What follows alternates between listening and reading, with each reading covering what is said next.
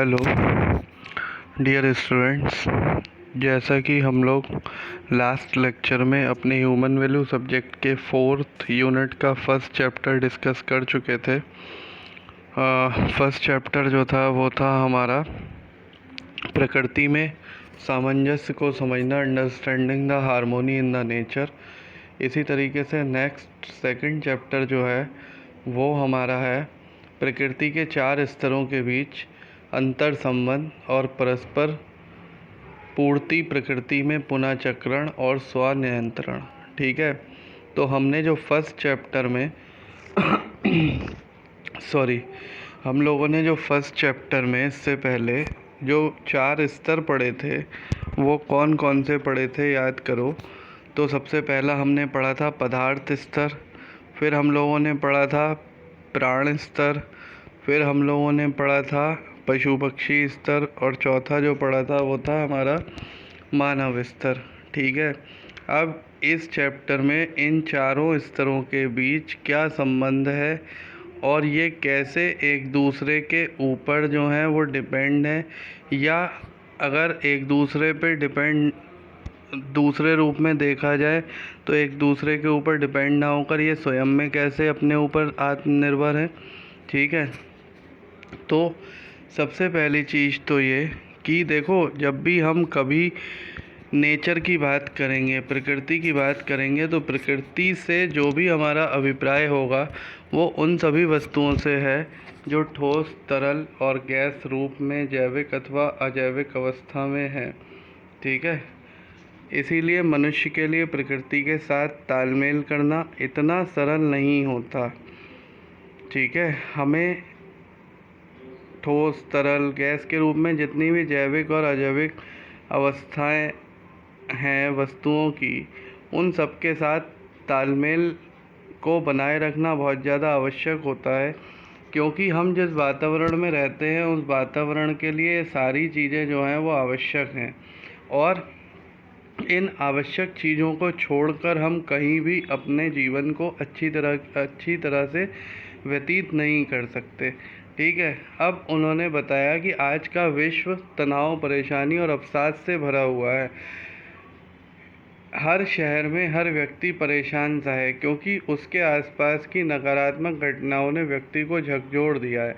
अब इनका कहने का मतलब ये है कि जितने भी संसार में लोग हैं उनके आसपास का एटमॉस्फेयर, वातावरण इतना ज़्यादा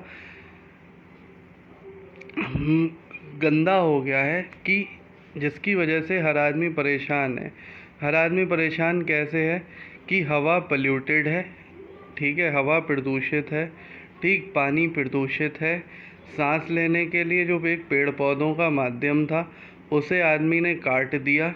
ठीक है, हुआ क्या कि जहरीली हवा के माध्यम से हम जो भी सांस ले रहे हैं उसमें जितने भी हमारे वो हैं, क्या कहना चाहिए, पल्यूटेड एलिमेंट्स, ठीक है, वो क्या हो रहे हैं, वो हमारी एयर के साथ हमारी बॉडी में एंटर कर रहे हैं, जिसकी वजह से रोज़ नई नई बीमारियां, रोज़ नई नई परेशानियां उत्पन्न हो रही हैं और गंभीर रोगों से आदमी जो है वो ग्रसित हो रहा है। जैसे जैसे ये गंभीर रोग जो है वो सामने आते हैं वैसे वैसे क्या होता है कि हम लोग एक दूसरे को देखकर और ज़्यादा परेशान होते हैं, तनाव में आते हैं। ठीक है, और होता क्या है कि इसी तरीके से एक समस्या हल नहीं हो पाती और अगली समस्या उसके आगे फिर उत्पन्न हो जाती है। तो सबसे पहली चीज़ तो ये कि इसमें कोई संदेह नहीं है कि तालमेल या सद्भावना मानवीय जीवन के बड़ी कीमती खजाने हैं। इनके बिना मानवीय जीवन सचमुच अपूर्ण और अधूरा है।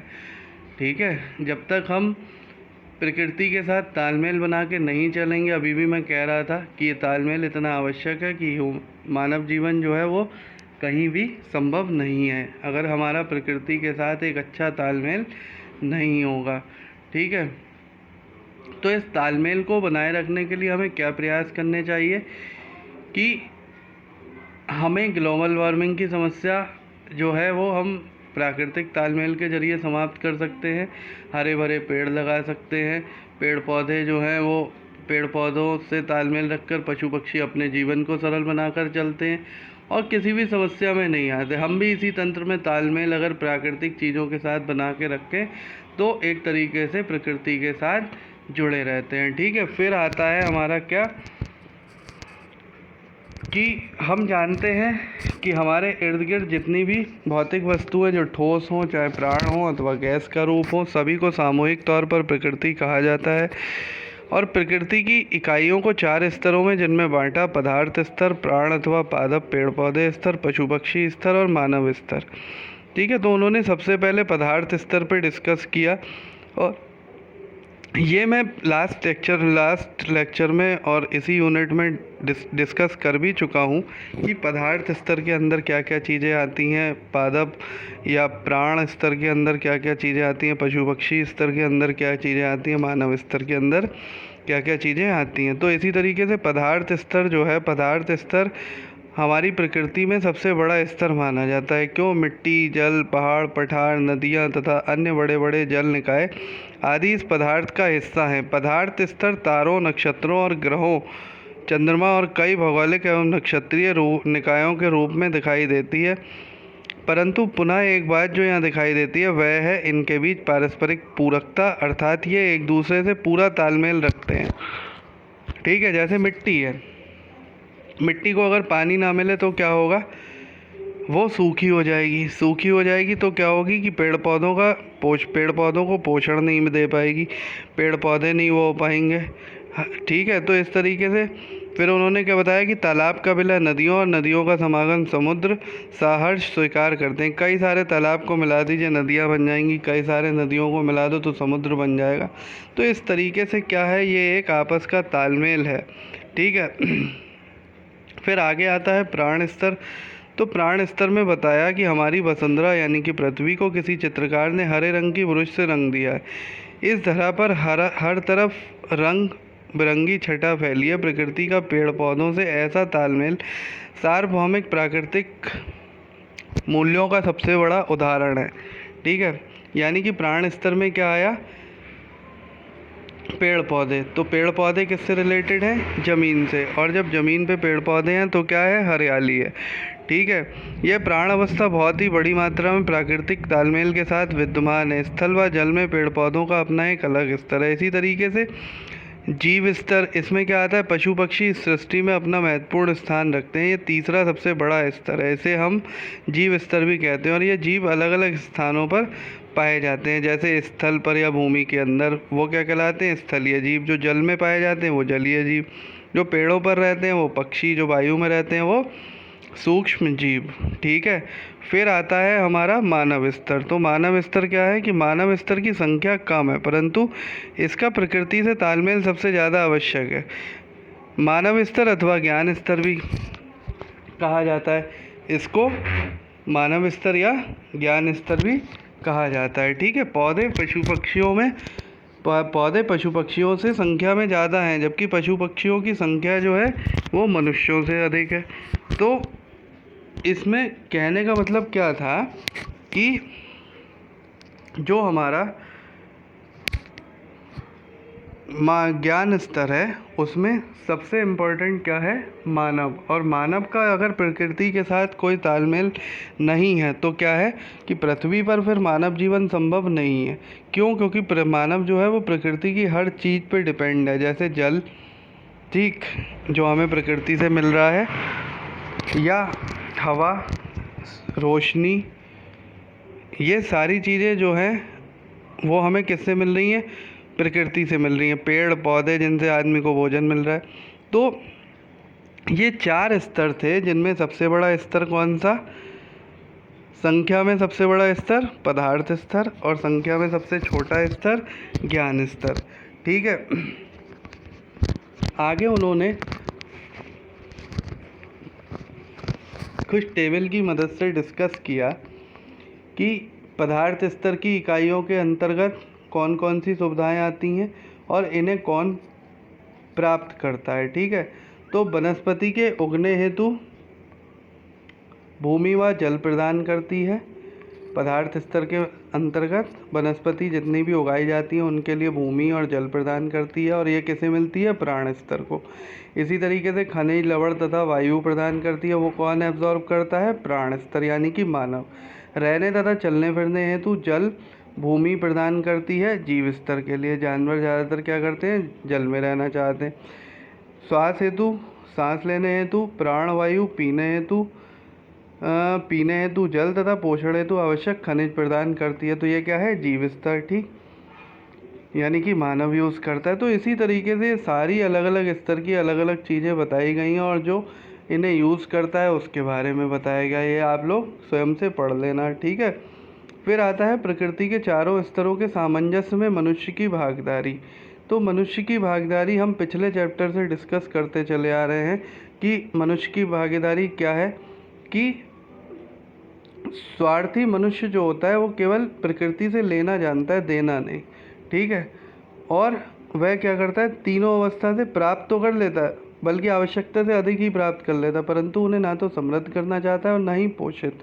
अब होता क्या है? वो फल भी खाना चाहता है, वो खाना भी खाना चाहता है मानव, लेकिन ना तो वो कभी पेड़ पौधे लगाना चाहता है, ना वो कभी पानी का संचय करना जानता है, ठीक है। तो क्या है कि मनुष्य की भागीदारी जितनी भी है प्रकृति के लिए वो बहुत ज़्यादा कम है। अगर यही भागीदारी जो है वो एक प्रॉपर वे में मनुष्य ने सही तरीके से अपनी जिम्मेदारी को निभा के प्रकृति के साथ एक सही भागीदारी निभाई, तो उससे क्या होगा कि मानव का जीवन जो है वो बहुत ज़्यादा अच्छा हो जाएगा, और प्रकृति से हम ज़रूरत से ज़्यादा चीज़ें प्राप्त करने लगेंगे, जिसकी वजह से क्या होगा कि हमारी सारी दिमागी परेशानियाँ, सारी बीमारियाँ, ये सब दूर हो सकती हैं, ठीक है।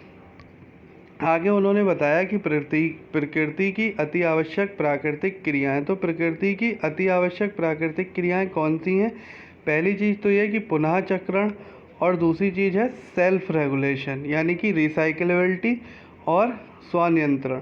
ये दोनों ही टर्म ऐसी हैं जो प्रकृति की बहुत ज़्यादा आवश्यक प्राकृतिक क्रियाएं हैं, ठीक है। तो रिसाइक्लेबिलिटी क्या होती है कि किसी प्रक्रिया के दौरान प्रकृति में कोई भौतिक इकाई रूपांतरित हो जाती है और पुनः उसी रूप में वापस आ जाती है, तो उसे क्या कहते हैं? रिसाइक्लेबिलिटी कहते हैं।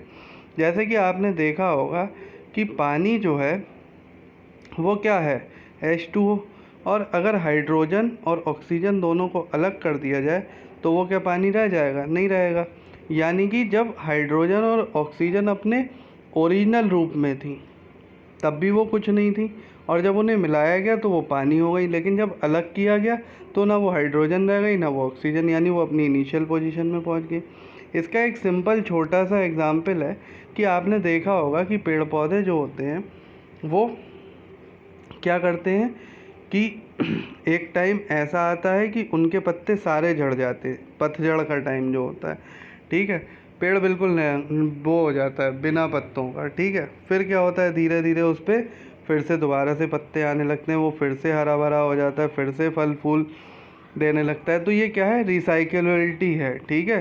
पुनः चक्रण है कि एक बार समाप्त होने के बाद दोबारा अपने पुनः रूप में आ जाना, एक बार अपने रूप से परिवर्तित होकर दोबारा से अपने रूप में वापस आ जाना रिसाइक्लेबिलिटी है, ठीक है, पुनः चक्रण कहलाता है।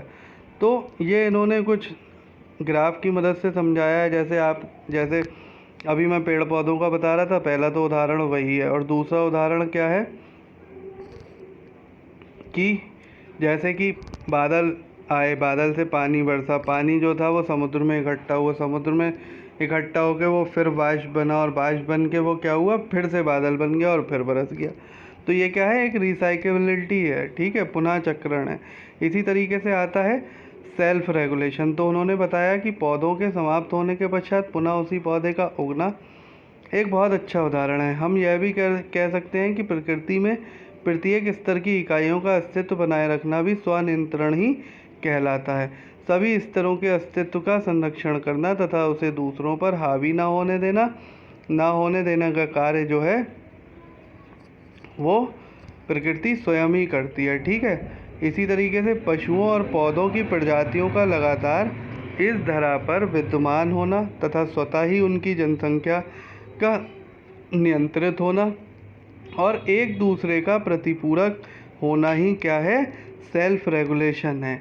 यानी कि अगर हम दूसरी तरीके से बात करें तो पशु पक्षी मनुष्य का आपसी प्रतिपूरक के रूप में इस धरा पर इस प्रकार से होना चाहिए कि उनकी प्रजाति लगातार पैदा होती रहे, परंतु दूसरी प्रजातियों के लिए खतरा भी ना बने। क्या कहलाता है, स्वनियमन कहलाता है। ठीक है, उदाहरण के लिए हम पशुओं की संख्या लें तो हम देखते हैं कि उनकी प्रजातियां लगातार इस धरती पर सादृश्य रूप में पाई जाती हैं। जैसे घोड़े की संतानें, जैसे घोड़े तो उन्होंने क्या बताया कि किसी भी जंगल का उदाहरण देखने पर हमें क्या ज्ञात होता है कि वहाँ कुछ हिंसक मांसाहारी जीव रहते हैं तथा कुछ छोटे शाकाहारी जीव रहते हैं। प्रकृति ने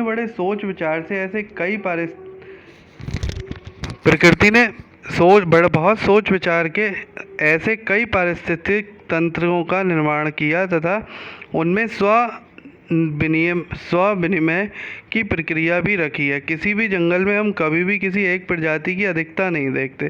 सभी प्रजातियां, चाहे वे पशु पक्षी हो या वनस्पति हो, इन सभी की संख्या में हमेशा क्या होता है, बैलेंस बना रहता है। ठीक है, ऐसा नहीं होता कि शेरों की संख्या अधिक हो जाए और शाकाहारी जानवर सारे समाप्त हो जाएं। कभी देखा है ऐसा? कभी नहीं देखा।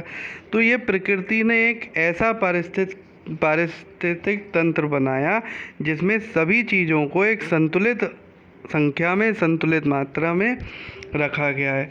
ठीक है, तो ये क्या है, हमारा सेल्फ रेगुलेशन है, स्वनियंत्रण है। ठीक है, प्रकृति की स्व विनिमय हेतु क्रियाएं कौन सी होती हैं? ये निम्न 3 प्रक्रियाएं हैं। कौन कौन सी? प्रतिरोधक क्षमता में कमी या अधिकता, उत्पादन क्षमता में कमी या अधिकता, प्राकृतिक आपदाओं में कमी या अधिकता। ठीक है, तो मनुष्य द्वारा प्रकृति की स्व विनिमय प्रक्रिया में बाधाएं डालना, तो ये क्या है कि मनुष्य प्रकृति की ज्ञान स्तर की इकाई है, अतः जो स्व विनिमय की क्रिया मनुष्य के लिए भी अनिवार्य है, परंतु अमानवीय प्रथाओं के कारण स्व विनिमय की प्रक्रिया में हस्तक्षेप कर मनुष्य ने लिंग अनुपात में असंतुलन की भयानक त्रासदी को आमंत्रण दे दिया है। जैसे कि आप लोग आजकल हर जगह देखते हो, टीवी पे, अस्पतालों में, न्यूज़पेपर में सुनते हो, पढ़ते हो कि मतलब क्या हुआ कि अगर उन्हें पता चल गया कि लड़की हुई है तो उसे मार दिया, लड़का हुआ है तो बहुत अच्छे से पालन पोषण कर रहे हैं, जिसकी वजह से क्या है कि आज की डेट में लिंग अनुपात में इतना ज़्यादा असंतुलन हो गया है कि लड़कियों की मात्रा कम होती जा रही है और लड़कों की मात्रा बढ़ती जा रही है, जिसकी वजह से क्या हो रहा है, जगह जगह भयानक से भयानक अपराध होते जा रहे हैं। ठीक है, पौधों को भूमि में दबा देना, उनके ऊपर कालांतर में नए जंगल बनाना भी स्व विनियमन भी ही है, परंतु अत्यधिक कोयले व अन्य खनिजों का दोहन पृथ्वी को खोखला कर असंतुलन लाने का कार्य मनुष्य के लोभ व स्वार्थ के कारण हो रहा है। ठीक है, इस प्रकार मानव प्रकृति के स्व विनियमन में बाधा डाल रहा है। तो इस तरीके से बच्चों ये आपका 2nd चैप्टर कंप्लीट हुआ। नेक्स्ट वीडियो में हम लोग 4th यूनिट का 3rd चैप्टर और 4th चैप्टर डिस्कस करेंगे। ठीक है, थैंक यू।